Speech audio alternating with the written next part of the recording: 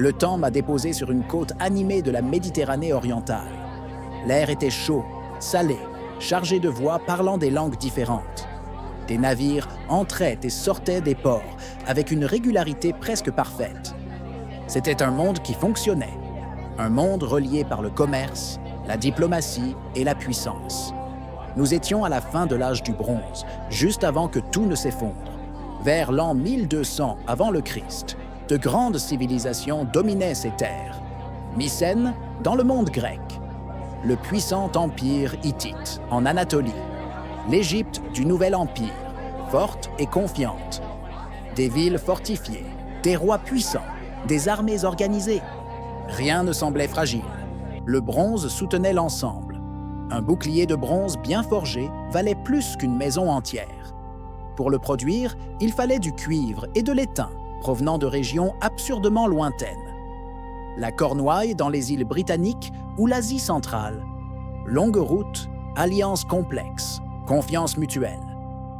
Cette civilisation était une toile parfaite, efficace mais dangereusement interdépendante. J'observais des scribes noter les tribus, des marchands peser les métaux, des messagers parcourir les routes entre les royaumes. Le monde antique était plus mondialisé qu'on ne l'imagine souvent. Et précisément pour cette raison, il était plus vulnérable qu'il n'en avait l'air. Il y avait de la prospérité, mais aussi de la tension. Des guerres fréquentes, des récoltes instables, des populations qui croissaient au-delà de ce que la terre pouvait nourrir. Tout fonctionnait, mais à la limite. Comme un instrument trop tendu, prêt à rompre sa première corde. À ce moment-là, personne ne parlait d'effondrement. On parlait d'ordre, de puissance, d'éternité. Mais l'histoire ne détruit jamais les mondes d'un seul coup. Elle commence par retirer discrètement de petites certitudes, une par une. Je traversais des villes où les greniers étaient moins pleins qu'ils ne l'auraient dû. J'entendais des paysans se plaindre de sécheresse prolongée. Des siècles plus tard, l'analyse des isotopes d'oxygène dans les cernes d'arbres anciens révélerait des années d'instabilité climatique sévère. La Terre commençait à faillir en silence. Dans certaines régions, des tremblements de terre avaient déjà fait tomber des remparts et des palais. Pas un seul grand cataclysme, mais plusieurs secousses étalées sur des décennies.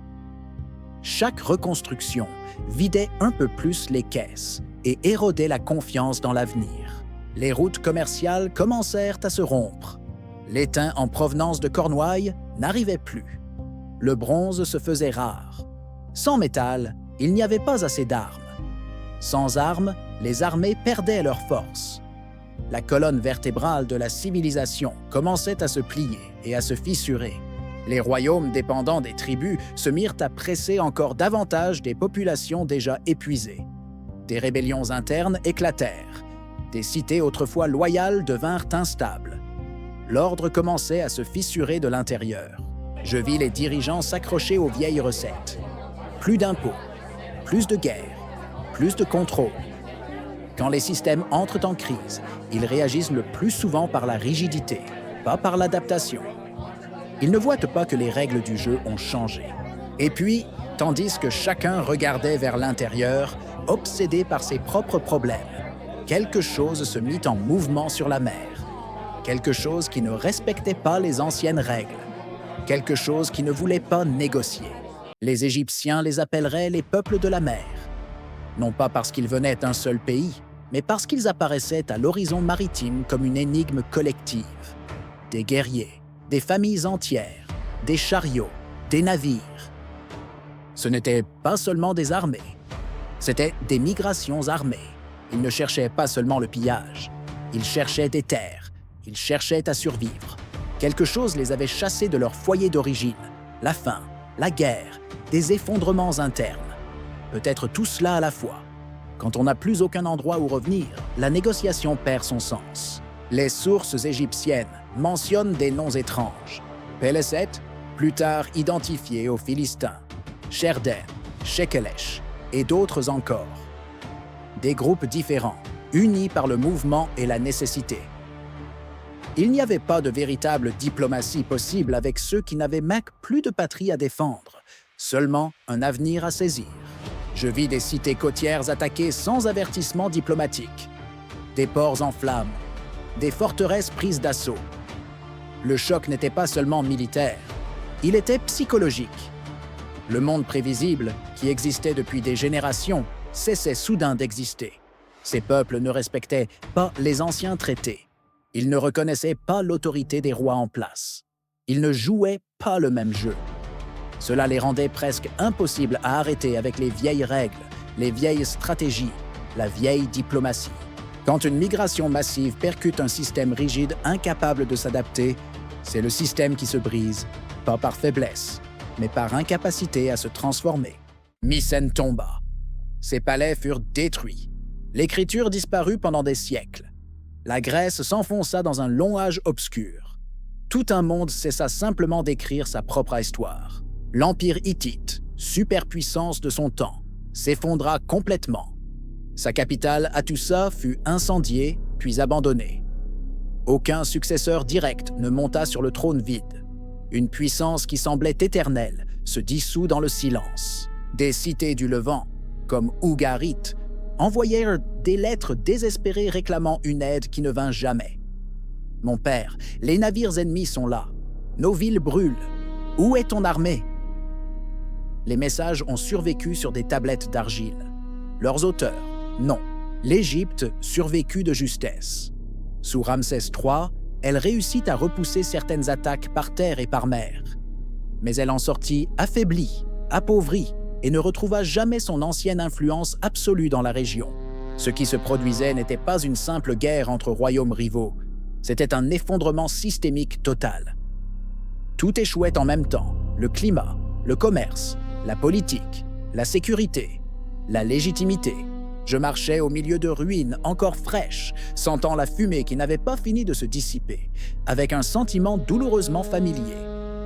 Ce n'était pas la fin d'un royaume, c'était la fin d'un monde. Quand Mycène brûla, des Grecs fuirent vers l'intérieur des terres, vers de petits villages de montagne. Des cités autrefois rivales se disputaient désormais chaque source, chaque parcelle cultivable. Les réfugiés mettaient les ressources locales sous pression. Les conflits les suivaient. Le collapsus se propageait en vagues, sans commerce, sans écriture, sans structure centrale pour lever l'impôt ou organiser la défense. La vie devint locale, fragmentée, violente. Le savoir accumulé, métallurgie, architecture, administration, disparut vite à mesure que les spécialistes mouraient ou se dispersaient. Je vis des arts s'éteindre. La technique pour fabriquer du verre transparent disparut pendant des siècles. On abandonna les constructions en pierre taillée régulière. Les gens réapprirent à vivre dans des maisons de bois tressées et de torchis. Le monde rétrécissait. La complexité reculait. Il n'y eut pas un seul coupable, pas un seul événement décisif expliquant tout. Ce fut la somme de défaillances interconnectées. Un système si complexe que, lorsque ses fondations commencèrent à se fissurer, tout s'effondra presque en même temps. Les civilisations ne s'effondrent pas parce qu'elles sont faibles. Elles s'effondrent parce qu'elles sont trop complexes pour survivre quand leurs bases cèdent toutes à la fois. L'âge du bronze se termina là, non par une proclamation solennelle, mais par le silence. Pendant des siècles, on écrivit peu. On se souvint de peu. L'histoire entra dans un intervalle obscur. La Grèce ne produisit plus d'écriture lisible pendant environ 300 ans. 3 siècles sans archives. Non pas parce qu'il ne se passait rien, mais parce que plus personne ne pouvait l'écrire. Les gens survécurent. Des communautés se maintinrent. Mais le monde d'avant était mort. La mémoire collective avait été amputée. Je vis des générations grandir sans savoir qu'elles vivaient sur les ruines d'empires oubliés. Pour elles, le monde avait toujours été ainsi. Petit, local, instable. Le fer commença lentement à se répandre, changeant tout une nouvelle fois. Un nouveau monde naîtrait des cendres de l'ancien. Mais la transition fut longue, douloureuse et violente. Aucun monde perdu n'est remplacé sans laisser de profondes cicatrices. Le silence de l'effondrement de l'âge du bronze résonnerait pendant des siècles sous forme de mythes, de légendes et de souvenirs fragmentés. J'ai vu ce schéma se répéter d'innombrables fois au cours de mes millénaires de voyage. L'effondrement n'est pas une exception, c'est un motif. Les systèmes complexes croient toujours qu'ils sont éternels. Je l'ai vu avec des empires romains, avec des califats islamiques, avec des khanates mongols. Toujours la même phrase. Nous ne tomberons jamais. Notre ordre est sacré. Ils ignorent les signaux. Ils punissent l'adaptation.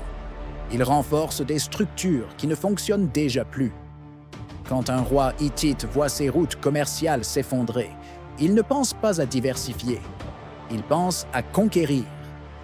Quand un roi égyptien voit arriver des réfugiés, il ne pense pas à intégrer. Il pense à repousser. Lorsque le choc finit par arriver, invasion, sécheresse, révolte, il semble soudain. Mais il a été préparé par des décennies de déni. Les structures étaient déjà fissurées. Personne ne voulait voir les fissures. J'ai entendu ce discours des centaines de fois. Les anciens avaient raison. Nos pratiques sont les seules qui fonctionnent. Rigidité déguisée en sagesse. Peur déguisée en tradition. L'humanité n'apprend pas de l'effondrement. Elle ne fait que l'enregistrer, quand elle en a les moyens. Et quand elle ne peut même plus l'enregistrer, l'erreur se répète en silence, en cycle. Là, au milieu des ruines de l'âge du bronze, j'ai commencé à comprendre que chaque génération croit qu'elle pourrait être la dernière. Et chaque génération a un peu raison. Pourtant, j'aperçus quelque chose d'essentiel parmi les ruines. Le monde ne s'était pas terminé. Il avait seulement changé de forme. La mort n'avait pas été totale. Elle avait été une transformation douloureuse. Des peuples philistins établiraient des royaumes sur la côte. Les Grecs reconstruiraient lentement leurs cités-États. Le fer remplacerait le bronze. Le monde continuerait, plus petit, plus fragmenté, portant des cicatrices que personne ne pourrait effacer complètement. L'histoire se construit sur des décombres. Elle l'a toujours fait. Elle le fera toujours. L'effondrement de l'âge du bronze ne fut pas la fin de l'humanité. Ce fut un avertissement. Un avertissement que chaque nouvelle génération continue d'ignorer, persuadée d'être l'exception. Je suis reparti, emportant avec moi un monde perdu de plus, que presque personne ne se rappelle, mais qui a façonné en silence tout ce qui est venu après. Si tu veux continuer à voyager avec moi à travers les moments qui ont façonné l'humanité et à travers des mondes qui se sont effondrés sans jamais disparaître complètement, laisse un like, abonne-toi à la chaîne et active les notifications. Le temps efface beaucoup de choses, mais tant que quelqu'un regarde, tant que quelqu'un témoigne, elles ne disparaissent jamais tout à fait. À très vite pour le prochain épisode.